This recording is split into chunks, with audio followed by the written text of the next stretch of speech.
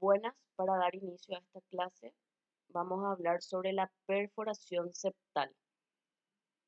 Esta clase está a cargo de la doctora Ruth Benítez y del doctor Sergio Núñez. Para empezar la clase vamos a rememorar un poco la anatomía del tabique nasal. Esta es una estructura impar que se sitúa en la línea media de la fosa nasal, dividiendo de esta manera medialmente ambas fosas nasales. El septo nasal en el adulto está formado por elementos óseos, cartilaginosos y mucocutáneos. Por citar, tenemos la lámina perpendicular del etmoides, el vómer, el hueso premaxilar y el cartílago septal, a los cuales le deberíamos añadir los elementos mucocutáneos, que serían la columela y el septo membranoso. Para hablar un poco, la lámina perpendicular del etmoides, que desciende desde lo alto de la fosa nasal, teniendo por delante el cartílago cuadrangular y por detrás al cuerpo del seno esfenoidal. Por debajo se inserta en el borde superior del vómer. El vómer, que forma la mayor parte de la porción baja del tabique nasal, el límite posterior del vómer forma con la apófisis horizontal y vertical del palatino y el ala interna de la pterigoides, y en muy escasa medida con la pared inferior lateral del cuerpo del esfenoides, el límite posterior de la fosa nasal. El cartílago cuadrangular también es conocido como cartílago septal. Por delante se relaciona con la y la espina nasal anterior. En sus regiones posterior e inferior se apoya sobre el vómer, en tanto que la posterior y la superior hacen lo propio con la lámina perpendicular del etmoides. Y en su borde libre superior se relaciona con los cartílagos triangulares, formando parte del dorso nasal en la porción cartilaginosa del mismo.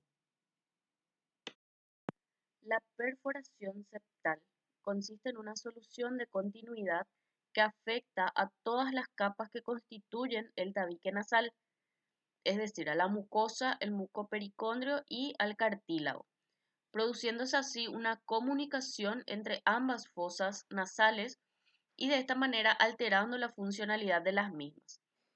Esta alteración funcional va a depender tanto de la magnitud del defecto como de su localización y sus características. El cartílago septal es la zona que más frecuentemente se encuentra comprometida. Una comunicación directa de ambas fosas nasales compromete, así como mencioné anteriormente, la funcionalidad de la nariz, ya que se generan cambios en la corriente de aire inspirado junto con una disminución de la velocidad global del flujo aéreo. Esto lo que hace es que pase de un flujo laminar a uno turbulento. También tenemos que tener en cuenta que es muy importante hacer una buena anamnesis en la consulta, debido a que de esto va a depender el manejo quirúrgico del paciente. En estas imágenes podemos visualizar que en la rinoscopía y en la endoscopía nasal lo que vamos a encontrar es la visualización de la fosa contralateral, y en una tomografía podemos observar un espacio libre a nivel del tabique nasal y a partir de esto ver la comunicación entre ambas fosas nasales. A las perforaciones septales las podemos clasificar según la etiología, según el tamaño, la localización y las formas que presentan, que vamos a hablar seguidamente.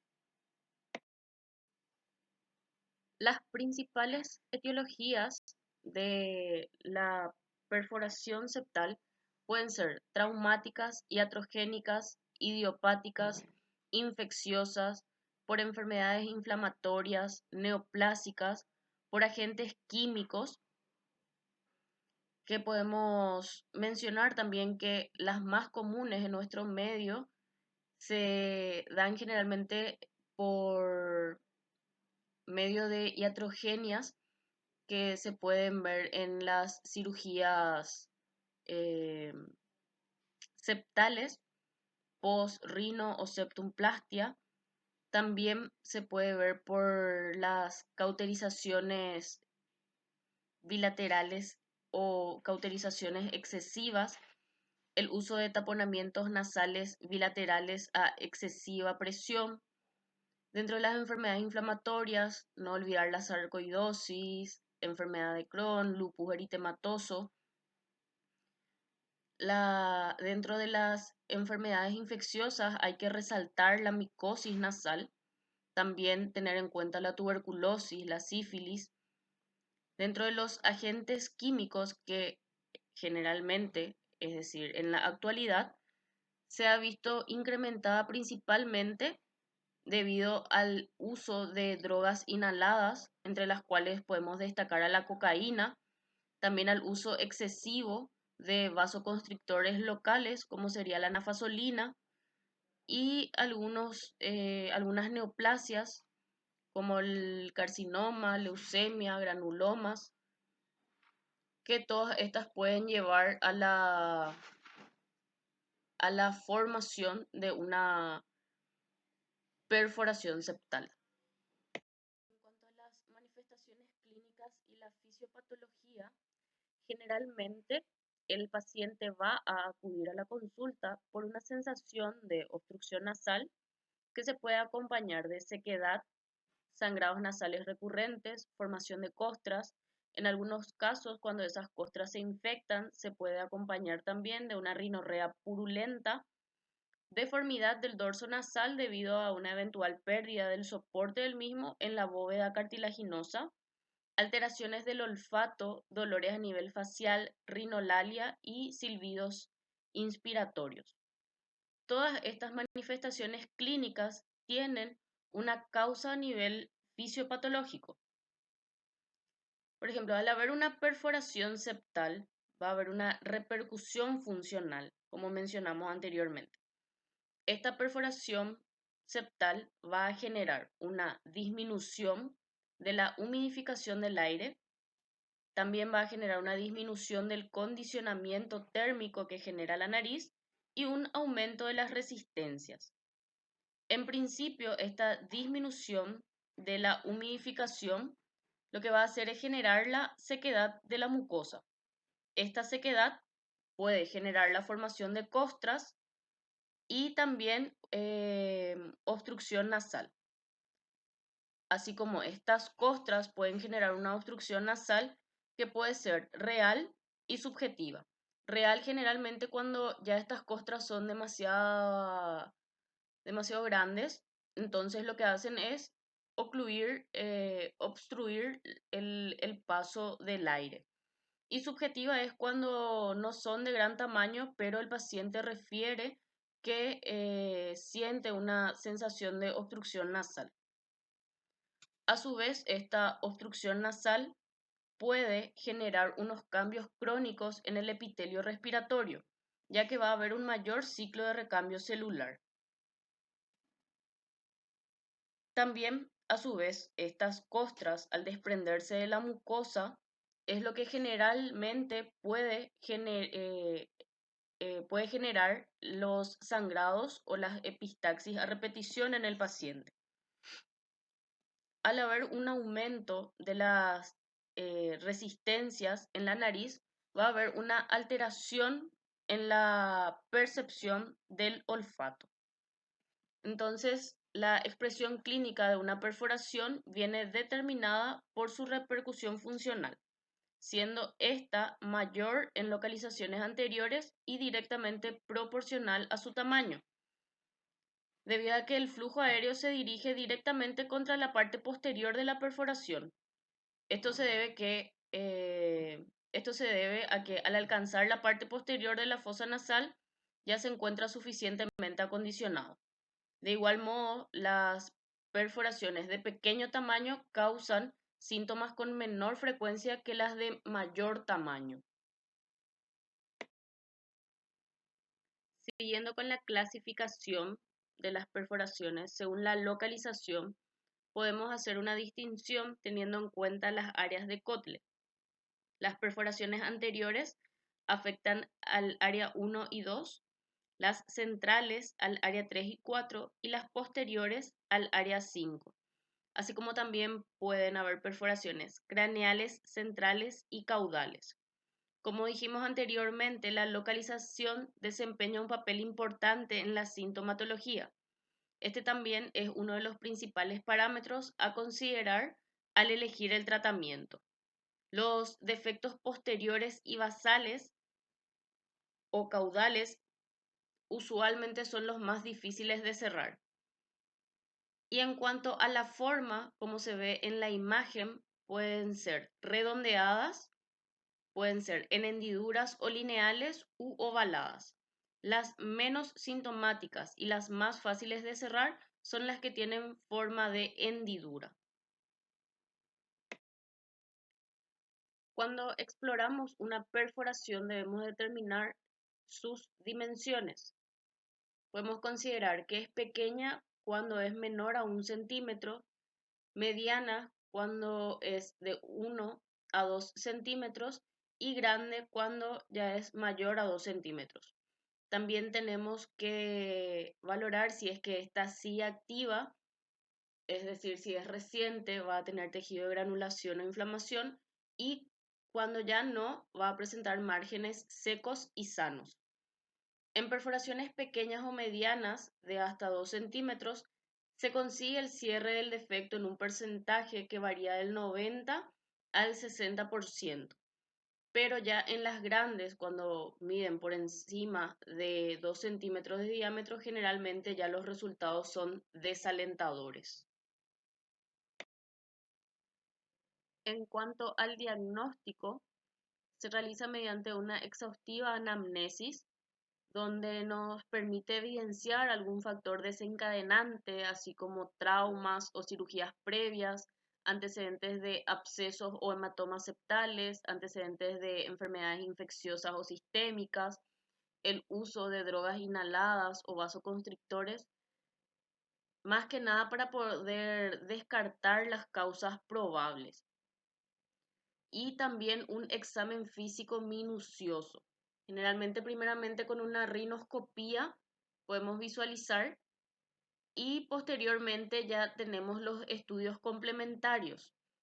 En cuanto a estos estudios, se destaca la tomografía computarizada de nariz y senos paranasales, la cual permite medir los diámetros de la perforación, su relación con el borde caudal del tabique nasal, así como para constatar alguna desviación septal concomitante. Y por otro lado tenemos la endoscopía nasal, que sería la visualización con una fibra óptica que permite una visión más detallada y completa de la anatomía, además de definir el estado de la mucosa adyacente que podrá emplearse para reparar el tabique nasal. Para prevenir la perforación septal, en primer lugar tenemos que asegurar una buena iluminación, una suficiente exposición quirúrgica y un campo quirúrgico adecuado para facilitar la identificación de las estructuras y de este modo poder reducir el tiempo y las complicaciones quirúrgicas.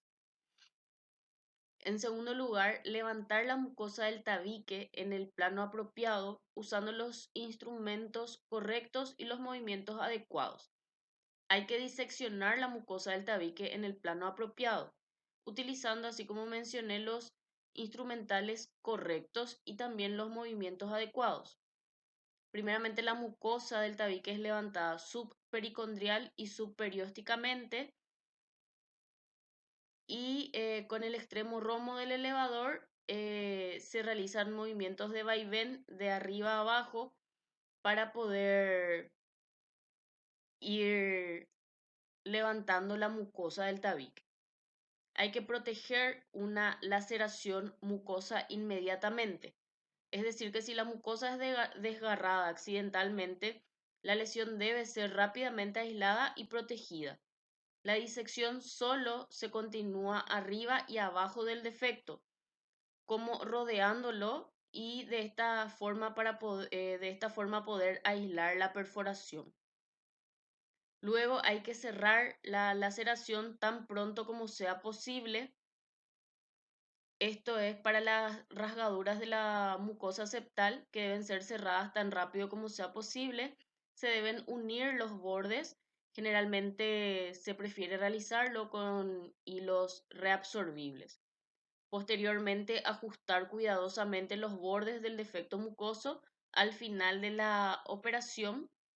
Este ajuste cuidadoso de los bordes se realiza si es que no se ha unido ya anteriormente con suturas, ya que es una de las medidas más importantes para evitar una perforación permanente. Y posteriormente reconstruir el tabique insertando ya sea una lámina o múltiples laminillas pequeñas de cartílago o de hueso, para de esta manera poder cerrar el defecto ocasionado.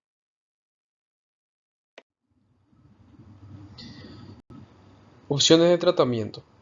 Cómo tratar una perforación ha sido un tema de discusión por décadas. El primer paso en el tratamiento de las perforaciones del tabique nasal es decidir si hay que reparar la perforación o no. Las perforaciones de pequeño tamaño suelen ser asintomáticas y se pueden dejar evolucionar. Sin embargo, es un curso de acción riesgoso.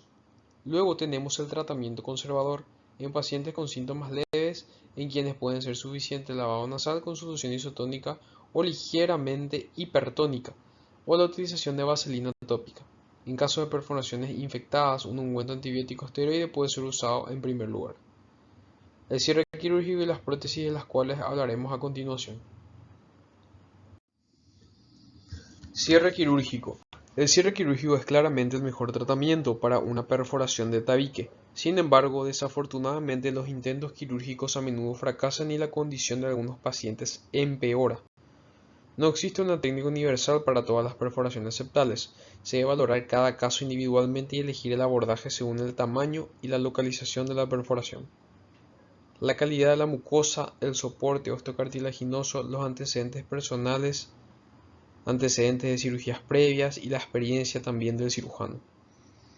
En las imágenes vemos un algoritmo de manejo de las perforaciones septales, según estas tengan o no un buen soporte osteocartilaginoso, y dentro de estos según su tamaño y localización.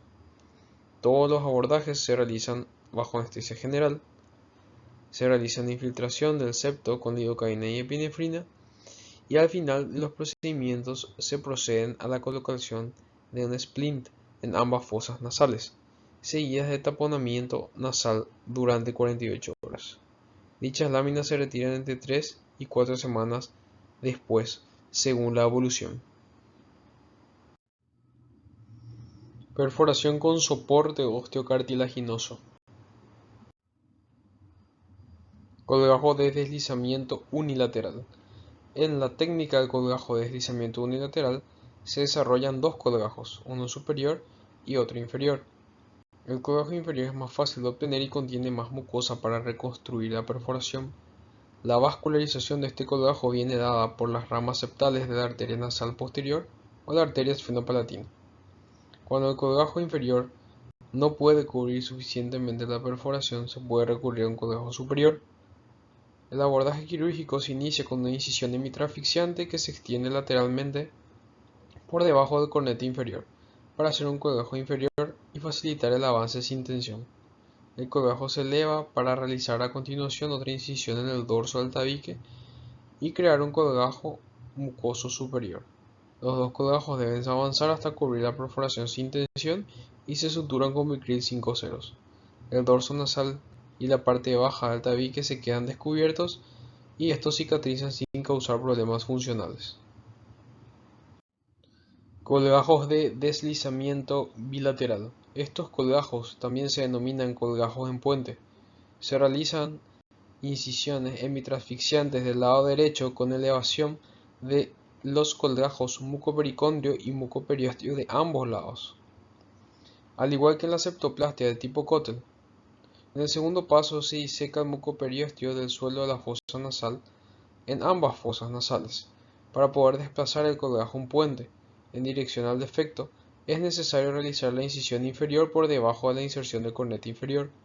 Para la correcta movilización del colgajo en puente superior se recomienda realizar la incisión superior a nivel del domo nasal.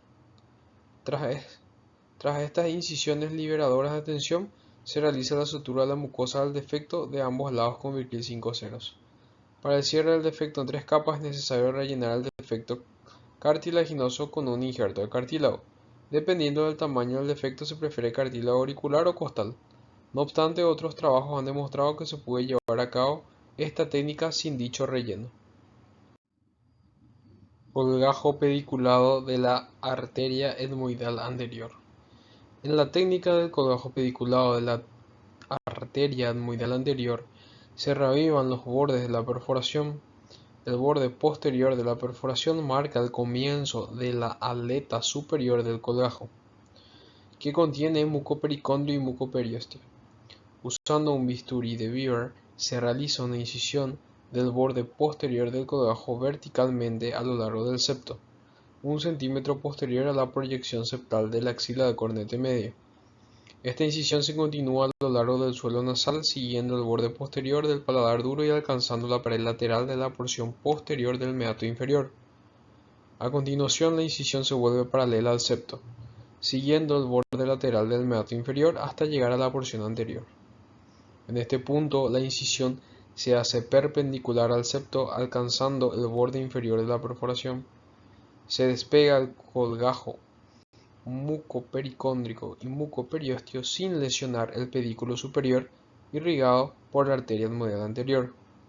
Se rota el colgajo de manera adecuada para cubrir la totalidad de la perforación y se suturan a los bordes desde la perforación con Vicryl 4 ceros.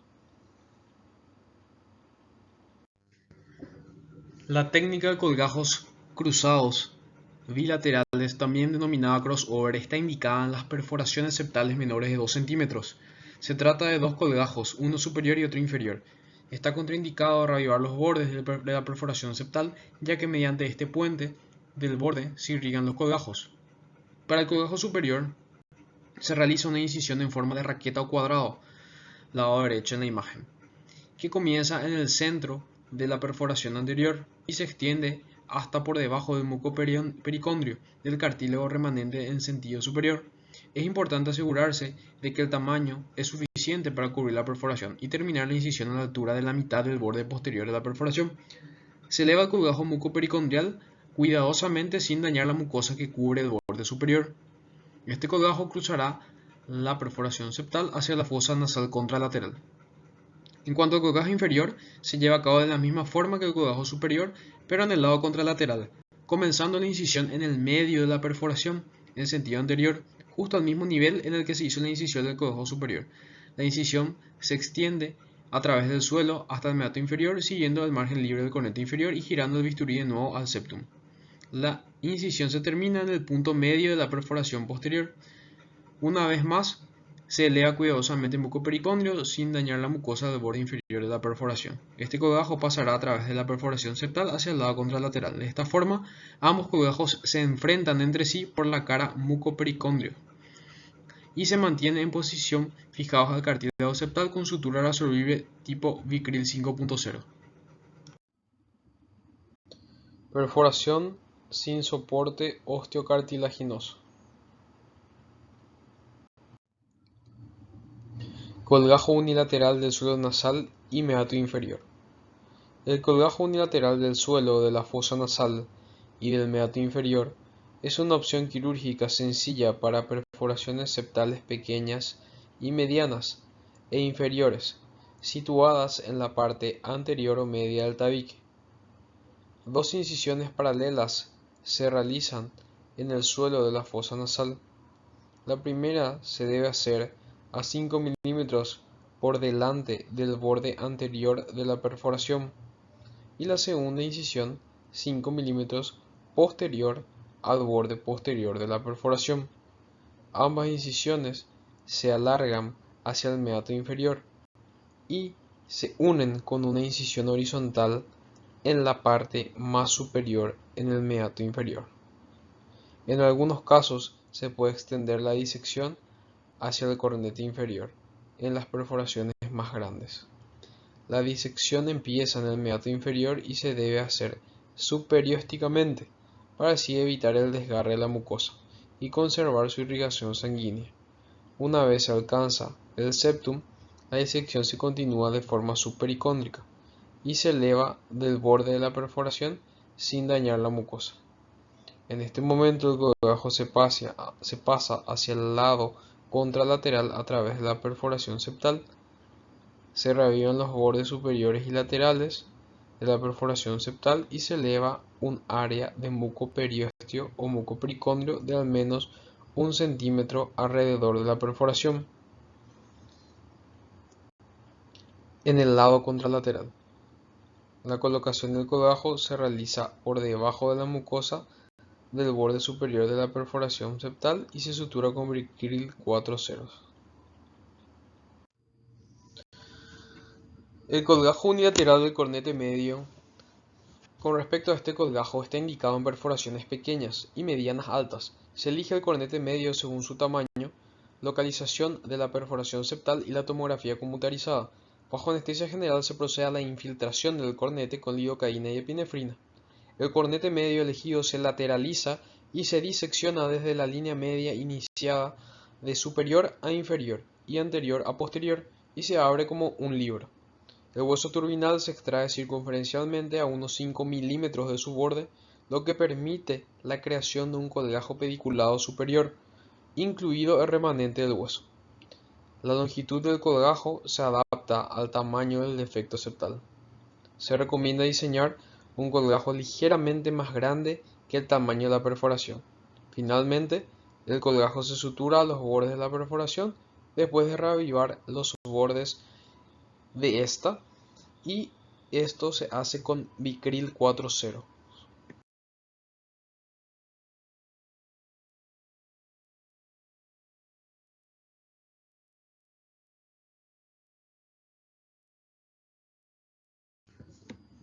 El colgajo pericraneal está indicado en los casos de perforaciones muy grandes o totales.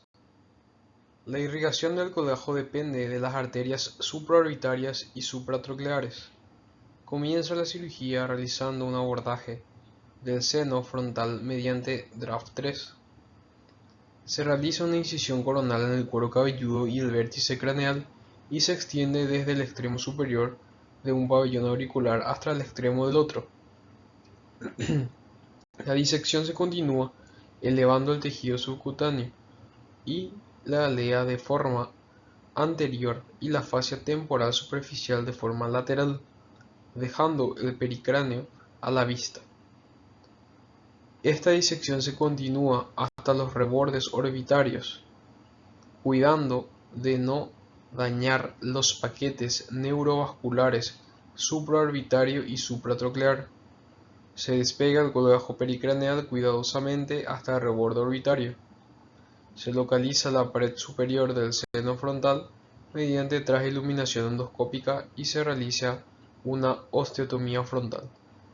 Se reavivan los bordes de la perforación y se diseca el rostrum del seno esfenoidal, localizando los dos drenajes naturales. Mediante fresa recta de 1 milímetro se realiza un agujero en cada rostrum esfenoidal para introducir la sutura del colgajo pencraneal.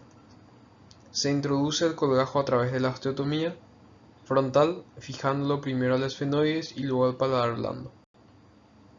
Antes, el colgajo se sutura al remanente del septum membranoso. En cuanto a la incisión coronal, se coloca un drenaje y se sutura el colgajo musculocutáneo. Dicho drenaje se retira 2 a 3 días según la evolución y los puntos en 7 días. Entre los procedimientos adicionales, primeramente se puede realizar un abordaje externo para accesos amplios. Estos usan perforaciones grandes y posteriores. Puede ser de gran ayuda tener un campo quirúrgico amplio. El abordaje externo puede entonces ser el método de elección, particularmente cuando se usa la técnica de solapa o puente. En cuanto a los antibióticos de amplio espectro, será administrado sistemáticamente para disminuir las posibilidades de infección que podrían comprometer el proceso de curación. Normalmente se inicia los antibióticos antes del procedimiento quirúrgico para esterilizar el campo quirúrgico lo más posible. Se puede usar también como procedimientos adicionales vendajes y fijaciones. Es aconsejable el uso de láminas de gel foam o esponjostan comprimidas u otro tipo de hojas entre los bordes mucosos recientemente suturados y el vendaje interno o spleen. Esto previene el daño al área vulnerable cuando es retirado este spleen nasal interno. Este vendaje interno, como se denomina, es retirado después de 3 a 4 días y se aconseja una limpieza cuidadosa de la cavidad nasal para evitar infecciones y mejorar la cicatrización. Algunos usan tratamiento de humedad después de retirar el vendaje interno. Se le indica al paciente que se coloque una torunda de algodón embebida con vaselina en el vestíbulo nasal por 2 a 3 horas y entonces se hace lo mismo del otro lado para permanecer y lograr una cavidad nasal húmeda que facilite la cicatrización. También cabe resaltar la abstinencia a la nicotina, que es altamente recomendable después de la cirugía, ya que la nicotina causa vasoconstricción permanente y retrasa la curación. En cuanto a las prótesis, como el botón septal o el obturador, es otro de los procedimientos adicionales que se menciona y se usa en pacientes en los que el cierre quirúrgico no es posible por el tamaño o localización y para los que la cirugía ha fracasado. Esta idea de usar un disco de material no biológico no es nueva y en la actualidad el Silastic es el material preferido. En la mayoría de los casos se coloca bajo anestesia local de forma ambulatoria y se renueva cada 5 a 10 años dependiendo de las molestias del paciente. Primeramente, el ancho y la altura del defecto es medido, ya sea por reconstrucción con tomografía o de forma directa, y la prótesis que se obtiene o se encuentra disponible comercialmente es cortada a medida adecuada. Para facilitar la inserción es untada con un ungüento. La prótesis es girada en la posición deseada y debe evitarse el contacto entre las bridas de este botón o esta prótesis con la mucosa del piso o del techo de la cavidad nasal, porque cualquier contacto puede formar irritación, granulaciones, formar sangrados, costras y ocasionar dolor. Estos botones o los botones que sean muy pequeños inclusive pueden ser expulsados al estornudar o sonarse la nariz.